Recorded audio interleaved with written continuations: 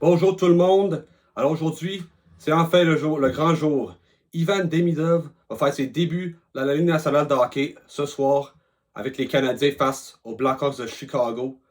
Et devinez quoi? Je vais assister au match, je vais être là, je vais encourager l'équipe, puis on va espérer qu'ils fassent ses séries. Alors c'est un gros match, les Canadiens qui, surtout avec les Blue Jackets qui ne cessent de gagner, ont remporté 2 games de suite cette fin de semaine face aux Capitals de Washington, parlant de 7-0 et de 4-1. Et les Canadiens qui ont perdu 5-2 face aux Sénateurs et 1-0 en prolongation face aux Maple Leafs de Toronto. Alors c'est un must-win game face aux Blackhawks qui sont 2 avant-derniers dans la ligue. Je pense qu'ils ont 8 victoires sur la route cette saison. Alors c'est un énorme match. Les Canadiens qui ont changé les trios. Ils vont garder le premier trio de Nick Suzuki intact et aussi le troisième trio de Christian Dvorak. Aussi, ils vont garder toute leur paire de défenseurs intacts aussi. Samuel Montembeault va garder les filets. Alors, le fun, c'est Ivan Demidov est inséré. On fait quoi avec lui? Ben, la réponse, c'est on va le mettre avec Alex Newhook et Yoel Armia. Alors que Patrick Laine va se retrouver avec Jake Evans et Oliver Kapanen. Et en plus de ça, Ivan Demidov va jouer sur la deuxième vague d'avantage numérique avec Mike Matheson, Alex Newhook, Oliver Kapanen et Brendan Gallagher. Alors, il faut, pour le Canadien, impérativement gagner ce soir. C'est une nécessité.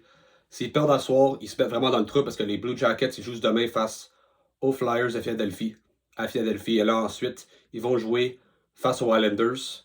Alors, c'est 2 games que les Blue Jackets peuvent gagner. Et honnêtement, la façon que Columbus joue ces temps-ci, je pense que Columbus, ils vont faire mal aux Canadiens si le Canadien ne prend pas avantage de ces 2 prochaines games. Évidemment, ce soir contre Chicago et mercredi soir face aux Hurricanes à Caroline. Les Blackhawks, c'est une équipe très jeune, énormément de jeunes défenseurs dans leur alignement. Lev Shunov, Korchinski, Nolan Allen, Sam Rinzel. Alors, c'est une équipe vraiment qu'ils n'ont pas beaucoup d'expérience. Alors, il faut mettre beaucoup d'échecs avant, beaucoup de pression sur ces défenseurs-là. Ils n'ont pas le choix. Il faut commencer en Lyon et ainsi de trouver une façon de gagner ce soir. Ça qui va permettre aussi à l'équipe de reposer certains de leurs vétérans pour être prêts pour les séries, peut-être rappeler certains jeunes de Laval pour le dernier match de la saison. Alors, tu sais, Montembeault, Matheson, Savard, peut-être Gallagher, Anderson, Armia. Alors, parce qu'on ne veut pas être rendu au match contre les Hurricanes mercredi avec une victoire des Blue Jackets. Et là, devoir gagner devant ses partisans, évidemment.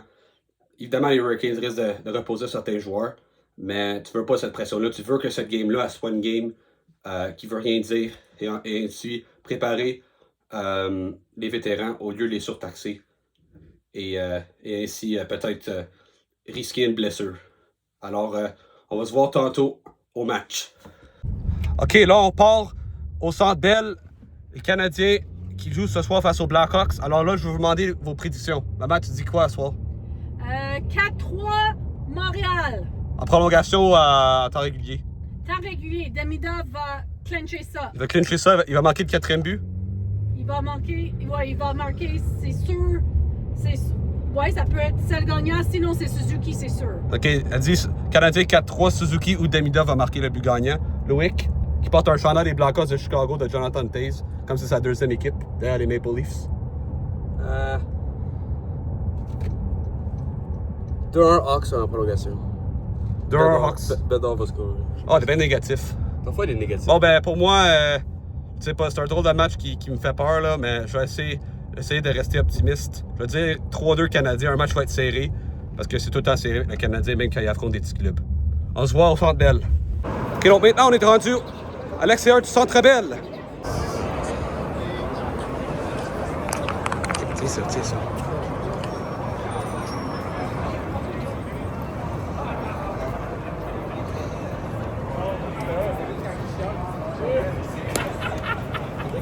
Goulet, Montembeault, Suzuki, Caulfield, Slavkovski.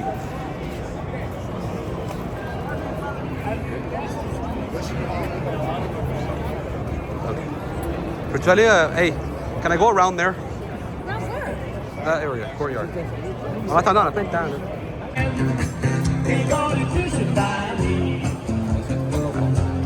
Ah oui, vas-y. Just go in front of me, please. Hey! Tosse-toi, tosse-toi!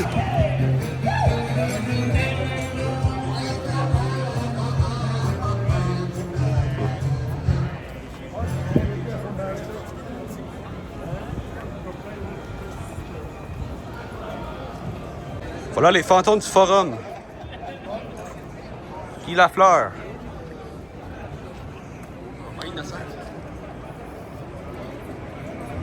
Jean Béliveau.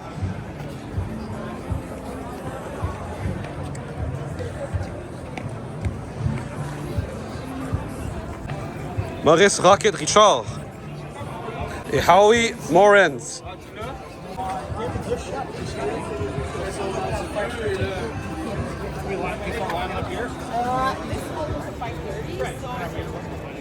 OK, c'est le temps de rentrer et aller voir la patinoire.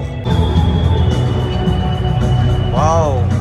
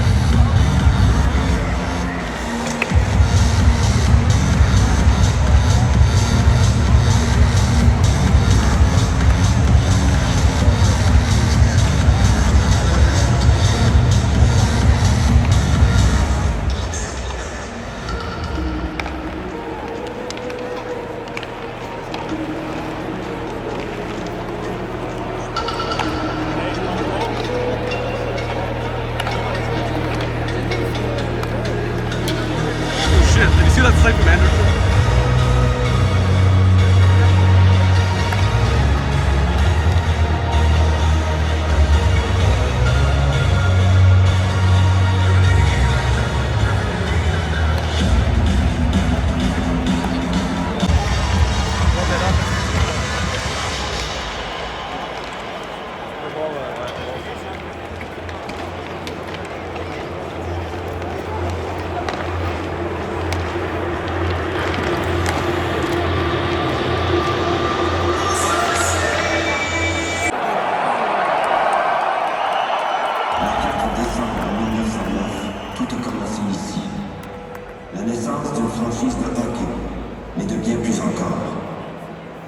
Le début d'un lien sacré entre un peuple et une équipe qui se tisse depuis plus d'un siècle et qui se solidifie au fil des générations.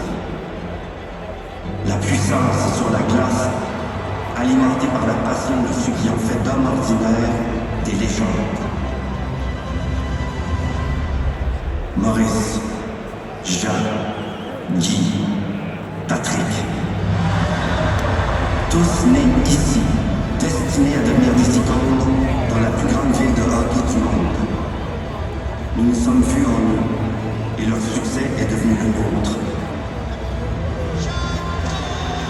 24 fois, nous nous sommes joints à eux pour soulever le trophée le plus convoité du hockey. Sans oublier les innombrables ovations tant méritées. Ovation après ovation après ovation. Nous étions là pour célébrer les petites victoires, mais aussi pour les soutenir et les encourager dans les moments plus difficiles.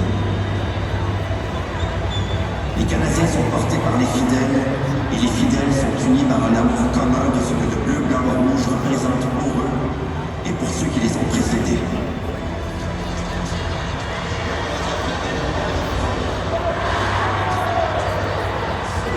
Les plus grands moments que nous avons vécus avec cette équipe, les plus grandes victoires, n'ont pas été gagnées uniquement par les joueurs.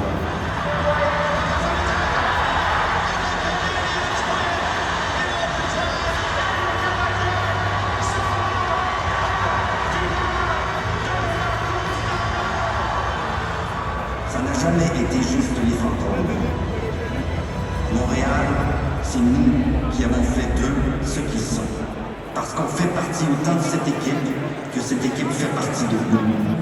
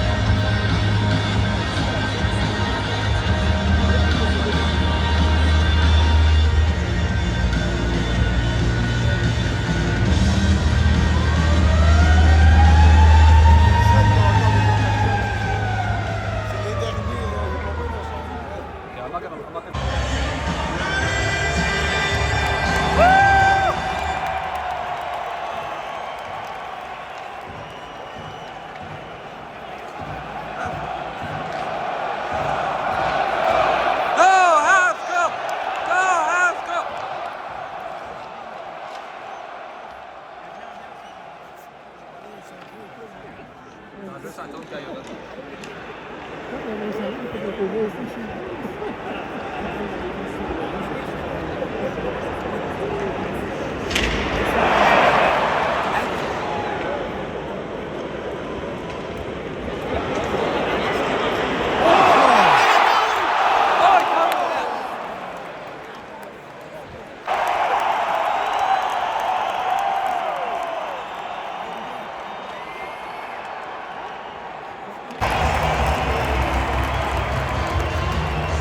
la mise en échec.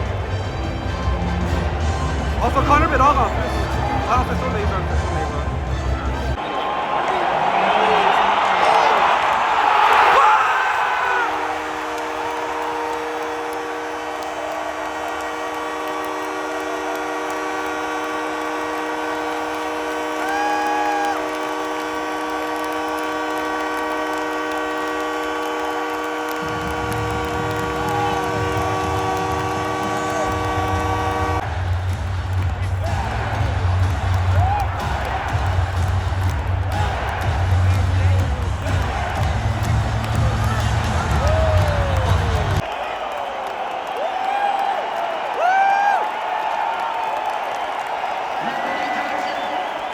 Son 15e de la saison compté par le numéro 15. The Language Road is 15th to the season scored by number 15, Alex Newhook. Avec l'aide du numéro 93, assistant.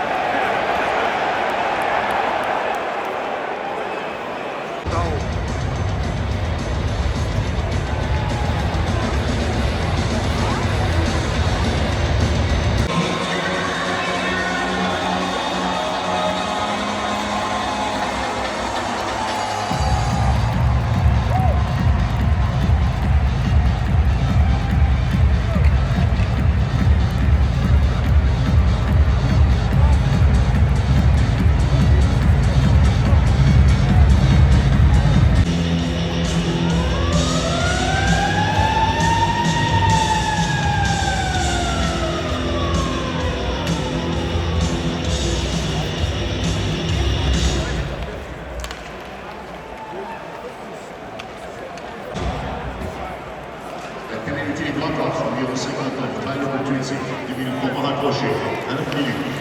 Penalty to apply fast number 59 by number Tutsi. 2 minutes for working at 9 minutes.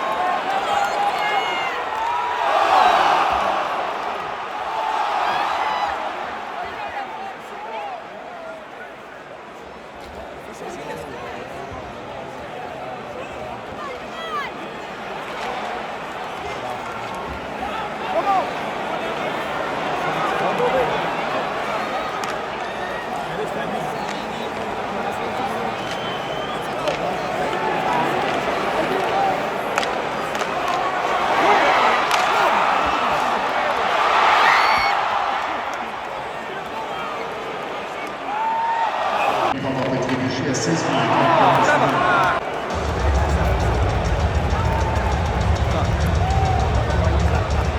Non, vraiment pas.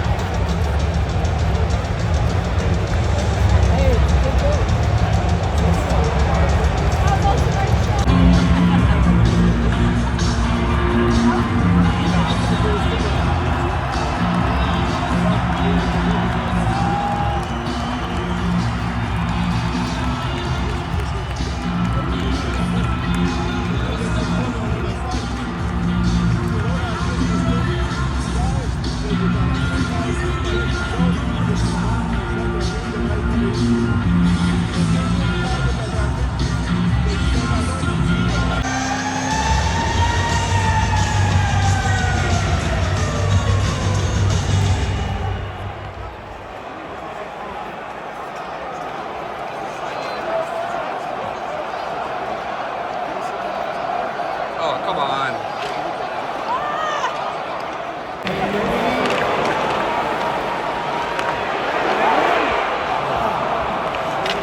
Nah.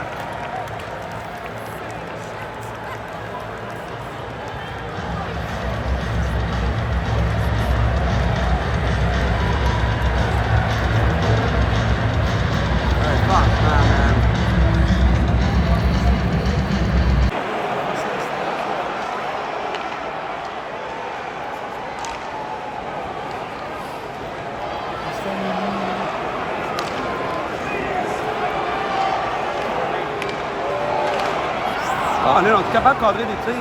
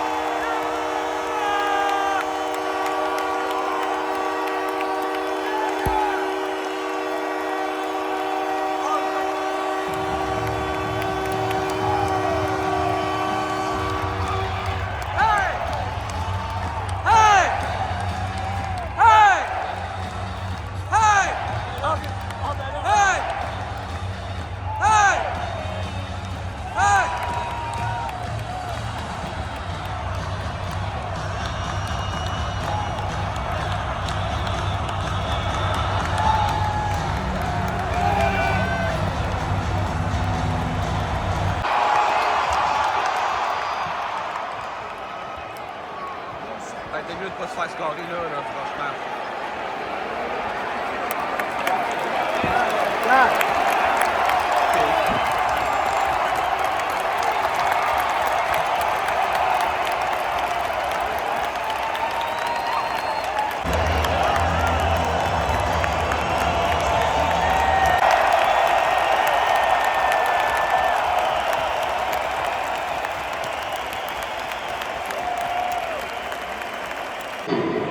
Wayne Hudson.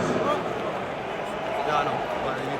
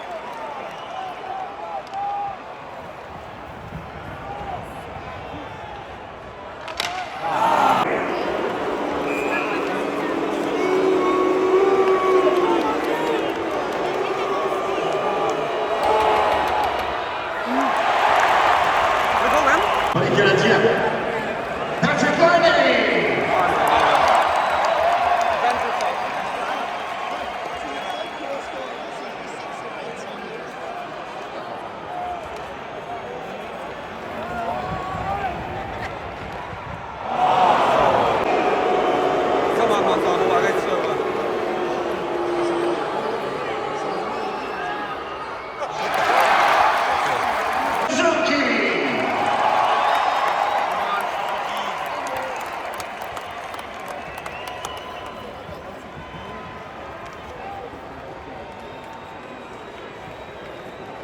Come on.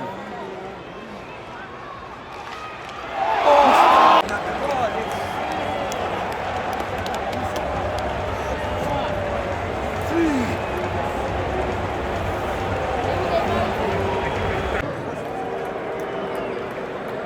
Et la première étoile, the first star, Ivan David.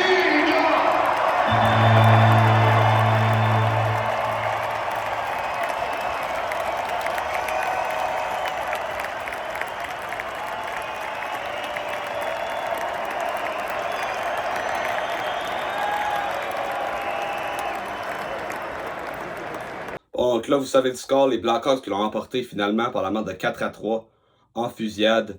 Après tellement un bon début de match avec l'arrivée d'Ivan Demidov, avec l'échauffement, avec la réaction de la foule, avec sa superbe passe pour le but d'Alex Newhook, avec son superbe but qui a fait 2-0 pour les Canadiens, ben ça s'est écroulé par la suite.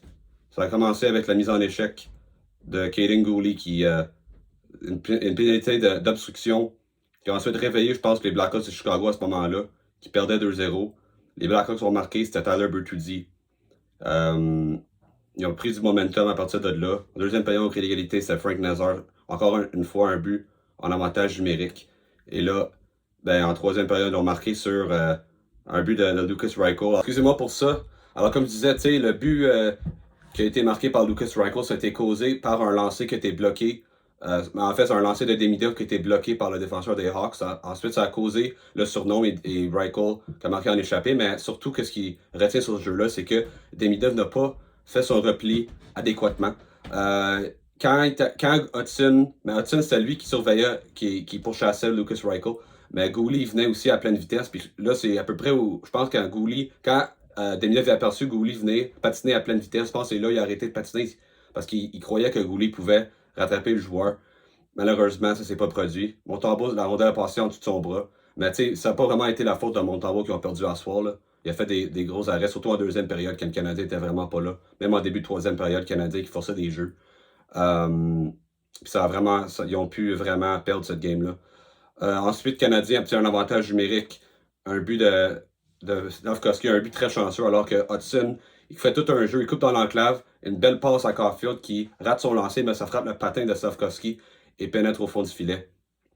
Alors, un but chanceux, mais tu sais, dans les games de même, là, le Canadien n'avait pas une bonne game hier, mais le Canadien avait besoin de trouver des façons d'avoir des points, puis heureusement, ce but-là a été marqué. Ça a permis à l'équipe d'avancer à un point, alors qu'ils sont dans une course très serrée avec les Blue Jackets pour la dernière place, accédant aux séries. Rendu en prolongation, le Canadien a gagné les enjeux, ils ont gardé possession pendant quelques minutes, ben, ils ont perdu la puck. Je pense que c'était Laine qui a perdu la puck, puis après ça, j'avais l'impression que pour le reste de la prolongation de Bédard, il y avait la puck tout le temps. Les Blackhawks, honnêtement, là, je pense si cette prolongation-là aurait duré une autre minute, je pense que les Blackhawks auraient remporté là. La chose qui m'a frustré le plus pendant cette prolongation-là, c'est que Demidov, à un certain moment donné, était tout seul, quasiment à la ligne bleue, il s'attendait à une passe, puis Newhook, malheureusement, il l'a pas aperçu. Puis après ça, au moment où il l'a vu, mais là, il a fait la passe, puis ça a été coupé par le défenseur des Blackhawks. Alors, ça aurait été incroyable si Demidov aurait reçu son rondelle, parce que la façon qu'il jouait hier, je pense qu'il aurait trouvé une façon de marquer. Donc là, on se transpose en fusillade.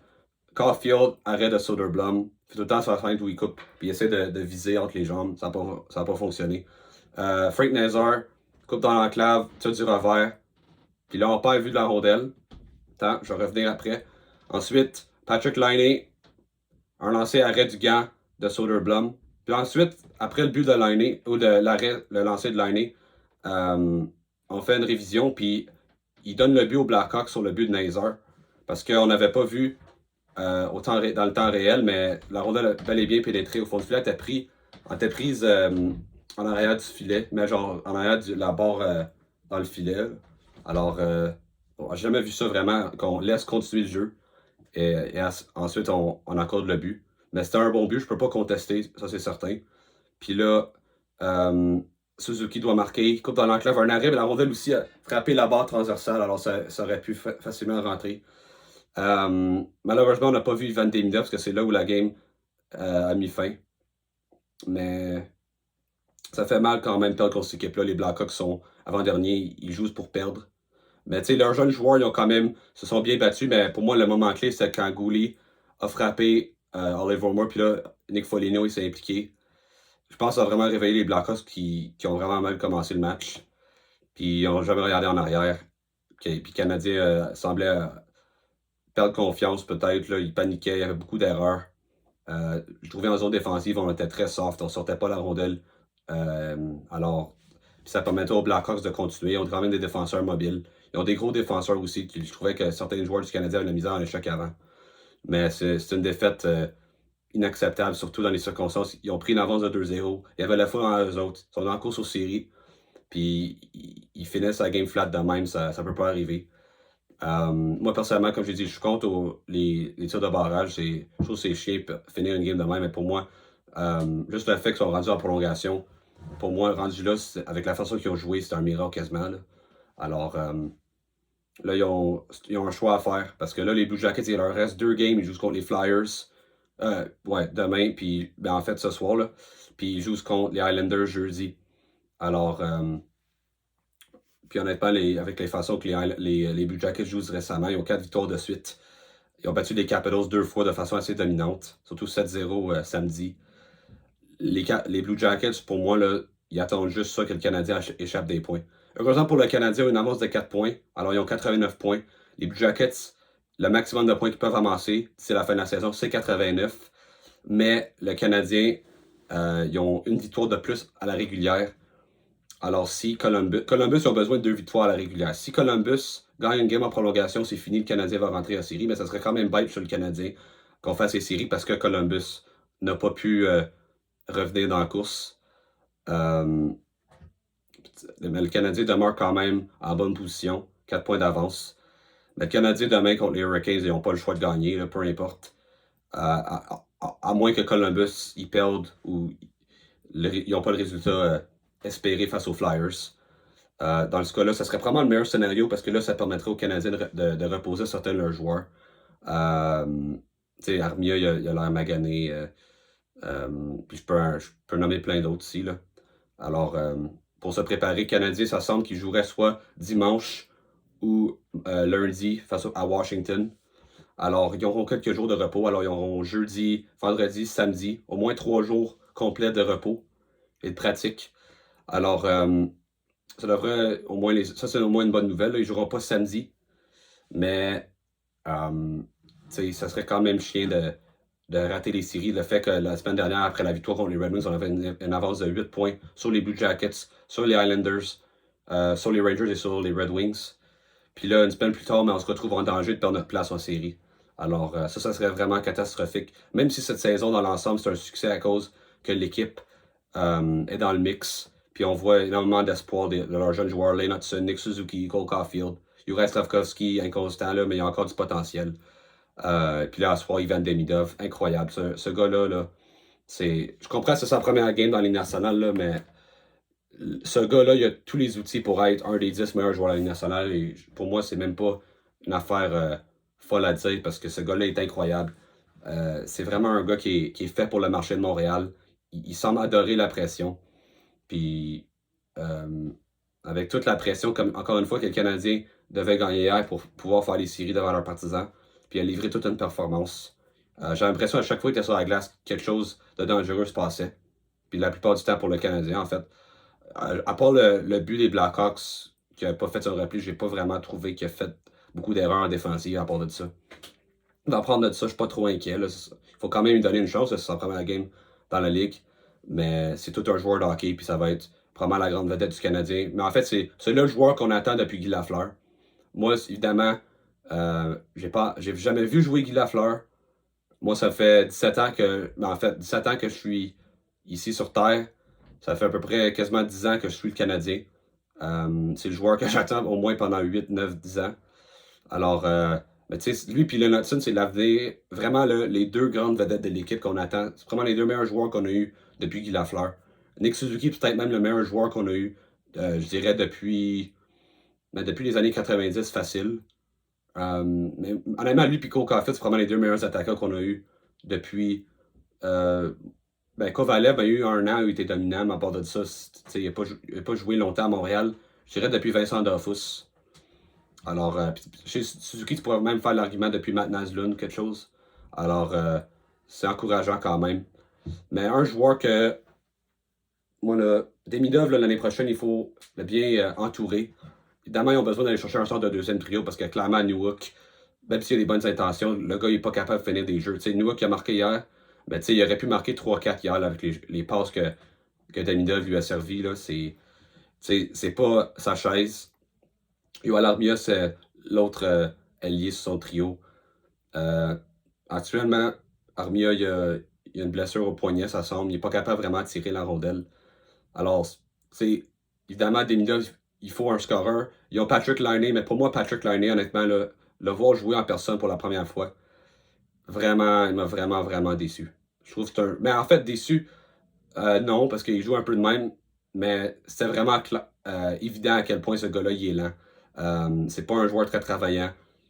L'affaire qui me frustre le plus, je peux vivre avec le fait peut-être qu'il est, pas il est un peu nonchalant, mais c'est juste les décisions qu'il prend. C'est tout le temps des jeux à haut risque, puis la plupart du temps, c'est des passes inutiles qui sont ratées, soit qu'il ne met pas toute la gomme dessus, je ne sais pas, là. Mais c'est souvent des passes molles dans des espaces dangereux, surtout en avantage numérique, près de la ligne bleue.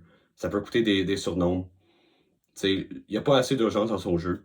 Puis pour moi, ce ne serait pas le partenaire idéal pour Ivan Demidov à cause de son manque d'urgence, son manque de trait de travail. C'est pas un bon modèle pour le jeune qui, pour moi, c'est un joueur spécial. Puis tu peux pas gaspiller ce joueur-là. Là, parce que pour moi, c'est le meilleur joueur qu'on a eu depuis 40 ans. Peut-être même 50 ans, parce que Guy Lafleur, il y a 40 ans, c'était 85. C'était l'année de sa prise à la retraite. Alors, depuis les années 70, fin des années 70, c'est vraiment le joueur qui a le plus grand potentiel. Tu peux pas échouer avec ce joueur-là. Alors, pour moi, Laine, personnellement, je trouve qu'il ralentit l'avantage numérique. Lui et Slavkovski, ils ne bougent pas assez leurs pieds. Ça devient trop prévisible aussi parce que tout le monde sait que le plan de match du Canadien, c'est de donner la rondelle pour qu'il puisse faire ses lancers sur réception. Ça a marché au début, mais là, ça devient très prévisible. Ça marche de moins en moins. Puis une autre affaire négative, même si ça n'a pas vraiment affecté l'équipe jusqu'ici, ben, on va se dire, il prend la place de Cole Caulfield sur l'avantage numérique. Alors, Cole Caulfield, s'il y aurait eu ce power, étant le tireur principal sur l'avantage numérique, Caulfield serait peut-être même rendu à 45-50 buts, pas loin de 50 buts. Il serait prêt dans la course pour la Maurice Richard, là, parce que Draisaitl a 52 buts. Caulfield, honnêtement, là, la façon, c'est un des meilleurs scoreurs à 5 contre 5 cette année, mais il n'a pas été. Tous ces joueurs-là qui sont dans le top, c'est tout le temps l'option numéro 1 sur le powerplay, mais Caulfield, c'est pas l'option numéro 1. C'est même pas l'option numéro 2 parce qu'il est même pas dans le bumper avec Nick Suzuki qui fait la passe. Alors, c'est pas idéal pour Cole Caulfield. Alors pour moi, Laine, personnellement, je ne sais pas s'ils vont l'échanger, s'ils vont s'en débarrasser, mais pour moi, j'y penserais bien parce que. En tout cas, ça va voir comment il performe en série. Ça se peut qu'il soit excellent en série, là, puis il pète le feu, puis il devient indispensable, puis il score des gros buts, là, mais moi, personnellement, je serais prêt à s'en débarrasser, là. Parce que, on a des bons joueurs qui s'en viennent, on a des bons jeunes. Puis aussi, ça va permettre aussi de. Ça va laisser plus d'espace à masse salariale aussi s'ils sont 8,7 millions partent, alors on verra, là. À part de ça, encore une fois, l'indiscipline, ce qui coûte cher. Je pense que l'équipe, c'est la première fois que ces jeunes joueurs-là, ils sont affrontés à la pression de devoir gagner. Suzuki et Caulfield, ils sont allés en finale, mais Slavkovski n'a jamais joué une game, des games de même. Leonard Hudson, en tout cas pas dans les nationales de hockey. Il y en a d'autres aussi, là. Mais alors, Demidov se prend la game, là, mais on va lui donner une chance. Alors, ils vont apprendre à l'adversité, là, dans les dernières games, ils commencent vraiment leur match et ils finissent bien. Puis contre Ottawa, ils ont appris la dure. Ils ont vraiment mal commencé, puis ils n'ont pas été capables de revenir. Contre Toronto, ils ont mieux commencé la game. Ils n'ont pas été capables de marquer. Mais ils ont joué une très très bonne game. Une game que s'ils recopient cette game-là en série, je pense qu'ils ont une bonne chance de peut-être battre Washington. Parce que tu sais, Toronto, c'est une très bonne équipe défensive, très sous-estimée. Ils sont vraiment améliorés défensivement, les Maple Leafs. Mais tu sais, hier, les Canadiens, à chaque fois qu'ils jouent contre une équipe faible, je pense, surtout avec l'arrivée de Demidov, je pense que les Canadiens, ils se croyaient supérieurs aux Blackhawks. Puis on se disait, si on joue une game ouverte, puis on échange les chances de marquer, on a de bonnes chances de sortir gagnant. Puis ils ont pris la dure hier. Ça me surprendrait que s'ils faisaient des séries, qu'ils joueraient de même. Moi, là, les Canadiens, quand ils affrontent des bons clubs, sont beaucoup plus alertes. Ils font des jeux moins risqués, beaucoup plus disciplinés. Je pense que contre les Blackhawks, encore une fois, il y avait beaucoup d'énergie. Mais tu sais, l'urgence, c'est important, mais demain contre les Hurricanes, c'est un must-win. Même si Columbus perd à soir, tu veux pas rentrer en série avec 4 défaites de suite. Tu sais, tu veux rentrer au moins avec quelque chose de positif. Même si la Caroline risque de reposer certains joueurs, c'est ça que Rod Brindamour a confirmé aujourd'hui. Je ne dis pas ça va être qui les joueurs qui vont reposer, mais ça a l'air qu'ils vont reposer certains joueurs. Alors, ouais, c'est ça. Alors, Canadiens, j'aimerais ça qu'ils gagnent demain. Au moins, offrir un petit dernier bonbon aux partisans. Si jamais le Canadien, tu sais, parce que si Columbus gagne à soir en temps régulier, tu sais. Mais en fait, si le Canadien gagnait, peu importe demain, ils font les séries, ils ont juste besoin d'un point en fait. Alors laissez faire ça, là, parce que les Canadiens, s'ils obtiennent un point, c'est. Mais tu sais, demain, tu veux au moins, si admettons Columbus gagne à soir puis tu perds, mais au moins offrir une performance inspirée. Tu sais, parce que ça pourrait même être dans la game de David Savard en carrière. Ça me surprendrait qu'il rejoue l'année prochaine. Tu sais, Dvorak, ça fait quelques années que t'es à Montréal, Armia. Tu sais, alors, tu veux, tu sais, mais personnellement, en tant que partisan, je veux tellement voir Demidov jouer en série contre Ovechkin là, que ça serait vraiment triste si le Canadien échappait la dernière place aux séries. Alors, ça va être tout pour moi aujourd'hui. J'espère que vous avez apprécié la vidéo que j'ai faite au Centre Bell. Puis mon expérience, ça, c'était malade. Tu sais, écoute, Demidov, là, quand il a scoré, là, en fait, même quand il a fait la passe, la foule en criant, c'était incroyable. Puis quand son but, c'était incroyable. C'est juste vraiment dommage qu'ils ont échappé ce match-là. Mais, tu sais, j'ai l'impression à chaque fois que je vais au Centre Bell, ils commencent tout le temps fort. Puis après ça, ils prennent une avance. Puis là, ils prennent des punitions. Puis ils se font scorer. Puis d'habitude, ils perdent un shootout. Je ne sais pas c'est quoi, là, mais je sais pas qu'est-ce qu'il y a dans l'eau à Montréal, là, mais peut-être que je devrais arrêter d'y aller, peut-être. Non. Je vais y retourner un jour, là. Ben, un jour. L'année prochaine. J'espère quelques fois pour voir Ivan Demidov jouer souvent. Ben, souvent. Peut-être 2-3 fois l'année prochaine, peut-être, là. Pas 20 fois. Quand même, là, mais. Anyway. Mais pour moi, c'est un joueur qui vaut la peine d'aller voir. Puis c'est le fun, enfin, à Montréal, qu'on ait un joueur que. Parce que dans les années, quand les équipes visiteurs, ils viennent à Montréal, d'habitude, c'est eux autres qui ont les grandes vedettes. Tu sais, admettons, quand Pittsburgh venait, il y avait Crosby. Tu sais, Toronto avec Matthews, Marner, Nylander. Colorado avec McKinnon et Makar. Washington avec Ovechkin. Tu sais, le Lightning avec leur grande vedette. Tu sais, puis plein d'autres équipes aussi, là, tu sais. Mais là, finalement, on a Hudson, qui est une grande vedette. Puis on a Ivan Demidov. Enfin, nous autres. Tu sais, puis j'ai remarqué à ce soir-là quelque chose qui m'a mis en maudit quand on était au Centre Bell. J'ai vu beaucoup de familles, des parents qui portaient des chandails du Canadien. Puis leurs enfants, des petits enfants, ils portaient des chandails de Connor Bedard. Puis j'étais comme, tu viens dessus, là? On a enfin notre grande vedette à Montréal. Puis vous portez un chandail des Blackhawks. Alors, disons, le Canadien, ça va permettre de rapprocher le Canadien aux jeunes. Parce que je trouve qu'on a perdu ça un peu au cours des 30 dernières années. Puis c'est peut-être pour ça aussi qu'il y a de moins en moins de joueurs québécois dans la Ligue nationale de hockey. Peut-être l'intérêt est moins grand à cause que les Canadiens n'ont pas vraiment une idole à qui ils peuvent s'associer. Alors, on va espérer que ça va permettre une nouvelle vague de partisans et de futurs joueurs québécois dans la Ligue nationale. Et évidemment, on va souhaiter du succès dans le futur aux Canadiens de Montréal, puis qu'on va espérer qu'ils puissent gagner des Coupes Stanley. Alors, c'est tout pour moi aujourd'hui. Likez et abonnez-vous à ma chaîne YouTube. Et on se voit la prochaine. Go Habs Go! Et on espère une victoire demain face aux Hurricanes à Caroline. Go Habs Go!